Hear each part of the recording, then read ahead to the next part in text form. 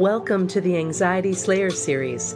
Our mission is to assist you with creating more peace and tranquility in your life through anxiety release exercises and supportive tools created to slay your anxiety.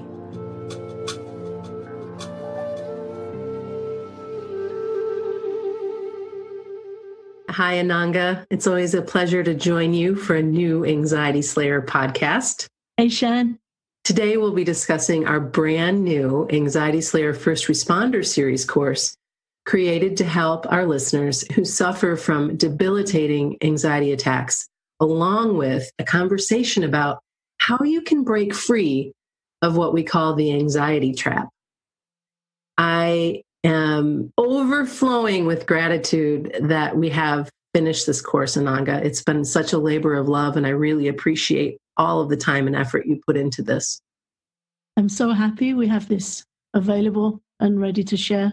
For me, this is the course I needed 20 years ago. Yes. This is the course I could really have done with when I was suffering from anxiety attacks. And before we started creating this new course, we asked our listeners and social media following about your biggest challenges with anxiety attacks. And the three concerns that came up were, number one, the fear of an attack. Number two, not knowing the cause of an anxiety attack. And then number three, managing or controlling anxiety. And in this First Responder series, we're going to be responding to these three challenges with step-by-step teachings, tools, and techniques to help you overcome anxiety attacks and reclaim your life. We're just going to roll right into sharing with you a little bit about what you can expect in the course. And then we're going to also talk about how you can break free from the anxiety trap. Yeah, so in response to the first concern that we so often hear, which is the fear of an attack, we have so many messages on our private Facebook group, messages sent to us whenever we encourage listeners to send questions in. This happens again and again. When we ask, what's your biggest challenge with anxiety? The most common thing I hear is waiting for the other shoe to drop, just waiting for it to start and not knowing where it comes from, and it just comes out the blue and causes such chaos and such suffering in your life. So that's something I really wanted to address in the course and in this conversation. So anxiety attacks are like your early warning system. An anxiety attack feels like you're in danger. Your body responds as if there's imminent danger. It sets alarm bells ringing in the body.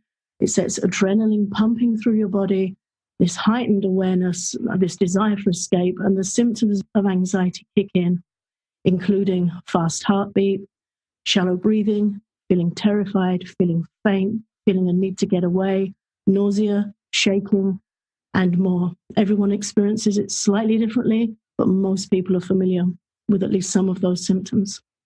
And the symptoms of an anxiety attack are so real and so debilitating that many people end up calling an ambulance or taking themselves to hospital. And that intensity of the experience is one of the key triggers of future episodes. And that's something I really wanted to discuss today. Initially, this is going to sound intense, and then at the end, there will be hope for you. So one way of thinking of a first anxiety attack is to understand that it's a significant traumatic event. An anxiety attack is usually the result of accumulated anxiety. It's often rumbling away beneath the surface.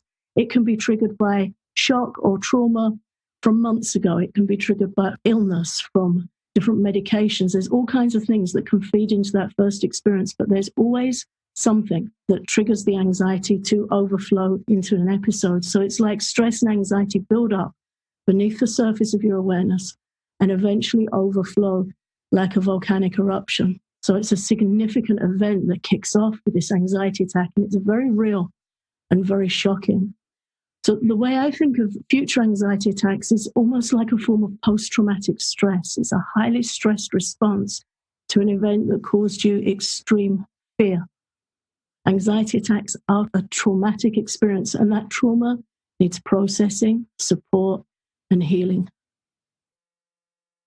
An anxiety attack sets off our fear responses of fight, flight, or freeze.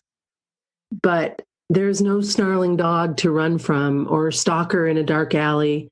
There's no car wreck or evidence of injury. There's nothing visible to fight, escape, or face in frozen terror. Yet anxiety attack sufferers are familiar with one or all of these responses to the intense physical fear experienced during an anxiety attack. And a fear felt in the body is just as real as the stress of being in an accident or a violent confrontation. It feels as real as anything else, but there's nothing to see. And that's the part that just, puts us in that never-ending loop of fear. Yeah. It makes me think of a story that I just went through, Ananga, and you so kindly helped me with it. A year ago, I was put on some medication for 3 rounds of antibiotics, 3 rounds of antibiotics plus some anesthesia, and my body was just reeling from that experience. And I really fell down the rabbit hole of anxiety a year ago at this time. And it was really tough. And thanks to my own practices, EFT tapping, breathing exercises, you, Ananga, the things that we know to do, I was able to move through that. And this year, almost a year later, I had to go back in for the second round of a procedure that meant more anesthesia and more antibiotics. And I started to feel that post-traumatic stress again. And I went back to that experience from a year ago and thankfully cleared it with a couple of EFT tapping sessions, because what was happening is my brain was thinking I was going to have the exact same experience that I had last year. But I'm so grateful, that I didn't, and that I was able to use what I know to do to support myself and move past it. Just because that happened then doesn't mean it's going to happen again, and you know what to do. And so I just want to bring that forward, because that trauma from last year still needed processing and healing. I didn't realize that until I was in it again. Yeah, this is so important to share a real story, and the words you use, I think, are perfect for this. Understanding that there's trauma that needs processing, doing the work to process that trauma, and then looking for what's different now, because the traumatized mind always looks for what's the same that went wrong. That's why you can have an anxiety attack if the example we give in the course is of somebody lifting a heavy television into the back of a van, had an anxiety attack. And what happened was his mind flagged the symptoms of exertion. He was hot, he was sweating, his arms were trembling, the television was heavy, there was some shallow breathing, and his heart was beating fast. His heart rate was elevated because he was lifting a heavy television. But to the mind, all those things could be the symptoms of an anxiety attack. So the mind has a negative, fearful bias where it looks for, oh my God, this happened before. That's exactly how it works. Yeah. So in looking for how this can be different now, what tools do I have? What understandings do I have? How is this different from a previous traumatic episode? That's what really helps us, is to thank your mind. Okay, thank you. Thanks for flagging that for me, but I've got this. And here's some information for me to give to you so we can just balance this out, and not to just go into that reactive place of acting on the overprotective information that your mind's giving you. And I think it's important to remember that anxiety isn't all in your head. It's incredibly important that we bring that forward over and over again. And Ananga, I think it would be a good time to talk about Ayurveda and how India's ancient science of life teaches us things about our mind and body that are so helpful when we become aware of them. Yeah, Ayurveda teaches that our mind runs throughout our body. The mind isn't in our head. It's actually located in the area of our heart and runs throughout our body through these special channels. They're called Manovāha Shrota channels. So Shrota means channel, in a similar way to meridian, energy channels of Chinese medicine. And Mano comes from the word manas, which is the Sanskrit word for the mind. So they're the channels of the mind, the channels of thought. And they carry energy and sensation throughout our entire body. And that's why if you're in a car and a cat runs out in the road in front of you and you go to brake suddenly, you feel that sensation, that response all over your body. Mm-hmm. These thought channels are pervasive throughout our body. And traditional psychology and energy psychology also teach that anxiety isn't in our head. And I'm sharing this because we think there's something wrong often with our head. We think there's something wrong with our mind and our thinking apparatus in our head, but anxiety is in our nervous system. And knowing this can help us regard our experience with greater self-compassion and less concern over losing our minds. That is so significant. It is in our nervous system. And there's such an aha moment when you realize that. And it gives you greater power over, okay, I've got this. I know what I need to do. I know how to love myself up. I know that I'm not losing it. Here's what I need to do next. Here's how I need to calm my nervous system down. Yeah. And also just understanding that anxiety attacks are so incredibly traumatic. It's really traumatic. I once was speaking with a friend who had anxiety attacks, and he said he could be walking down the street and it was as if somebody slammed him against a wall and held him by his throat. Yeah. He was paralyzed by anxiety just in the blink of an eye. Anybody who experiences that is going to have some real support and self-compassion work and some tools needed to help them get through that, to understand it and to rebalance themselves and have the tools in place so they can stop it happening again, stop it when it does happen, and support themselves in building a different reality. And anybody who hasn't experienced it, that's not the opinion you need to be listening to. No doubt about it. Until you've felt it, until you've experienced it, and I have, then you don't know. It's that walking a mile in somebody else's shoes situation. Sure. So value your own experience and support and heal your own experience. Let's talk about how the anxiety trap works. The first episode of an anxiety attack is usually experienced as the effects of an extreme surge of adrenaline. As we've already stated, there's always a trigger, but we're generally completely and utterly unaware of it. We don't see it coming. So anxiety feels like it's struck randomly and with no known cause. Because we don't have that sense of cause and effect, we didn't see it coming, we might panic. We lose confidence in our ability to cope with anxiety, and that fear releases more adrenaline. Enough adrenaline is pumping through our body to give us the power to fight or run away from this frightening event, but we have nowhere to go. Yeah. The trigger's invisible and it's internal, it's in us. But this is where anxiety attacks become particularly difficult, a really challenging thing to help. But once you start pulling them apart, you can help them. This invisible terror adds 2 extra factors to the already frightening experience of an anxiety attack. The first one, we don't have apparent cause and effect. So it's difficult to know how to process or recover from something you can't see. You didn't see it coming. Right. The second one, due to that invisibility factor, we and others might start questioning our sanity. So this is where you really need help. Oh, yeah. Well, and this is where we're at risk of losing trust in ourselves. Yeah. And this is when the what if thoughts start. What if this happens at work or on a train or on a date? Or what if I can't cope? Or what if I pass out? Or what if I'm losing my mind? All of those things come forward. And this sort of added stress causes the production of yet even more adrenaline and more anxiety. Yeah. So you can see it's feeding into itself. It's a perpetual loop of stress, what if thoughts, and it's an awful suffering. So the mind is programmed to search ahead for clues that this might happen again. Yes. Now we're hypervigilant. The mind's looking ahead for danger. And it's similar to how a phobia is triggered. Right. This is something we go into detail in the course of how a rope might look like a snake to somebody that's scared of snakes. The mind's on the lookout. It becomes sensitized after an anxiety attack to any physical sensation that feels remotely like an attack, like the example we just gave of the guy lifting the heavy TV. So fast breathing, elevated heart rate, feeling hot, sweating, whatever you felt during an attack, your mind's now looking for it.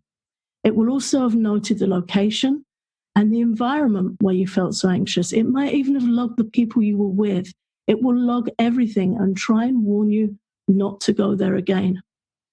which is a natural fear response to a traumatic event. But the mind's increased focus on body sensations that feel like an anxiety attack can now easily create alarm, and this hypervigilant state of watching all the sensations in your body can trigger the very situation it's trying to warn you about. So your mind's saying, don't go here. Right. That happened there. Right. Oh, you're feeling like this in your body. That could be an anxiety attack. So, and then you notice it and you start your own narrative, and then that's it. Yeah, because then you're fixated. Yeah. And then this gets even more embedded as a fear response when we repeatedly experience anxiety in certain situations, especially when we're away from home. The mind will begin to flag these situations because it believes that they're not safe and are in some way that we can't see responsible for our anxiety. Yeah. And this is why many anxiety attack sufferers fear leaving their home in case they experience an attack while they're out with friends or shopping or socializing or driving or whatever it is they're doing out and about.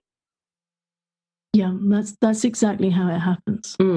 So I'm hoping that by sharing this in detail, it starts to give some clues as to how your mind and body is responding to these experiences, and some hope in knowing this, what you can do about it. Because that thing of you never know where it's coming from, that you can never see the cause and effect. Here we're trying to shine some light that there is cause and effect. Yes. And even if you can't see it, there are things you can do about it. So we've got it covered both ways. Here's some cause and effect. Here's how it works. And there will be the tools given to know what to do about it. In this course, we teach you how to stop an anxiety attack in its tracks. And once you've done that once, you know you can do it again. Right. So then that awful what if I have an anxiety attack becomes, well, I'd rather I didn't, but I know how to stop it. And once the mind understands that you know how to stop it, the whole thing changes. There's a shift in power. Yes, there is. There totally is. Yeah. And of course, I'm agreeing with you because of the story I shared earlier in the podcast. It was just incredible how I was able to shift and move through the anxiety of the situation so much faster by knowing what to do and by having it pointed out that, oh, yeah, there was some trauma there. Yeah. And once we put ourselves in a position of receiving supported action, learning what to do and taking supported action, this leads us to freedom. We understand the anxiety reaction can be provoked by any physical symptom or location that has been flagged as dangerous. And that gives us some understanding of why anxiety attacks can fire off in what it seems to be a random fashion. But the key to breaking free from the anxiety attack cycle is in calming and supporting the thoughts and triggers that provoke the attacks to begin with. And that support needs to be thorough and to cover anxiety from many, many different angles. The symptoms, the fear of the fear, and learning how to stop an attack in its tracks. And that is what you're going to learn in our First Responder Series course for anxiety attacks. We're so glad to bring this forward for you, and we know that it's going to help so many of you find the freedom that you're looking for from the suffering that comes with anxiety attacks. If you enjoyed our conversation today and want to learn more about the Anxiety Slayer First Responder Series, all you need to do is visit anxietyslayer.com and click on the life ring. And thank you so much for listening to Anxiety Slayer. We're grateful to have you back each week, and we look forward to supporting you in the days ahead. Introducing the Anxiety Slayer First Responder Series for anxiety attacks. Get step-by-step teachings, tools, and techniques to help you overcome anxiety attacks and reclaim your life. Learn more at anxietyslayer.com and take advantage of our special introductory offer that's available until October 1st.